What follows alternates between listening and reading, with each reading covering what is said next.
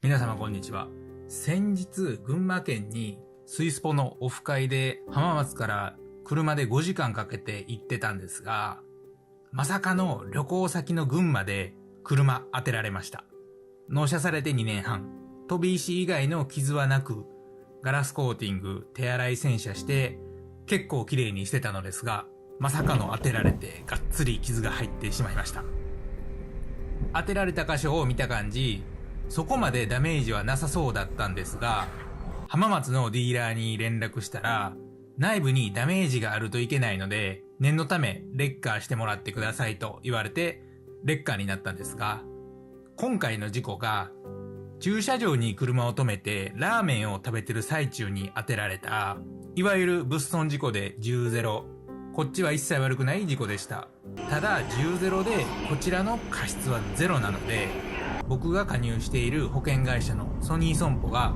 弁護士法第72条という法律があるせいで、一切相手方との交渉に介入できず、僕が相手の保険会社と直接全て交渉することになり、今なかなかややこしい状況になってます。こちらに少しでも過失があれば加入している保険会社が出てきて相手と交渉してくれるのですが、今回の事故は10-0なので、先ほど言った弁護士法第72条があるせいで、事故後の対応、相手保険会社との交渉、レッカー、修理工場の手配など全部自分で対応しているので、なかなかめんどくさいことになってます。ただソニー損保への相談はできたので、いろいろと丁寧に教えてもらい、今現在事故処理をしている状況です。こういう10-0の事故や相手方との交渉がややこしくなった時のために、弁護士が介入して自分の代わりに交渉してもらえる弁護士特約がどの保険会社にもあると思います。年間で数千円と少しの差額で弁護士特約には加入できますので、絶対に入っておくべきだと思います。実は今回の事故で弁護士の先生にも相談していて、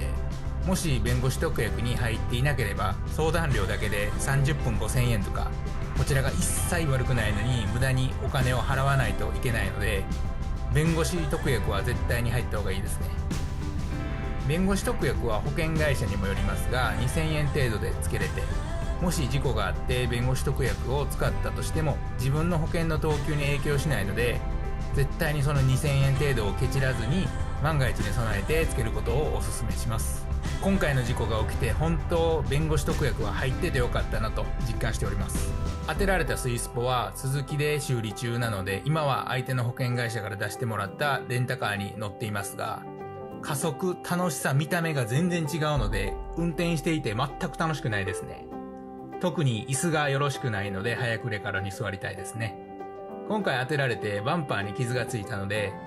続きで見てもらった結果、バンパー丸ごと交換になるとのことです。今の車についてるバンパーはほとんどが樹脂でできているので、昔みたいに板金塗装ではなく、新品交換が主流らしいです。修理期間はおそらく1週間から2週間程度で終わるとのことなので、今はとりあえず待ちの状況ですね。まだ相手先との事故の交渉が終わっていないので、今後どうなるかわかりませんが、事故処理が完全に終わったら事故後の対応の流れとかまとめてまたお知らせします。本当今回のように駐車場で当てられたことが32年生きてきて初めての経験だったので、本当いろいろと勉強になって知らないことが多すぎたので、詳細まとめて今後この強制クソイベントを経験する方の参考になるようにどういう対応をするかまとめたいと思います。今回改めて思ったのが、弁護士特約は必須ですね。本当事故すると無駄にお金もかかりますし、何より時間がめっちゃ取られてめちゃくちゃめんどくさいので、ぜひこの動画を見た方は安全運転と駐車場で他の車に当てないように気をつけてください。今、群馬遠征とオフ会の様子を編集していますので、またでき次第公開します。本当事故起こしても起こされてもどっちもだいぶめんどくさいので、安全運転で行きましょう。じゃあ、ご安全に。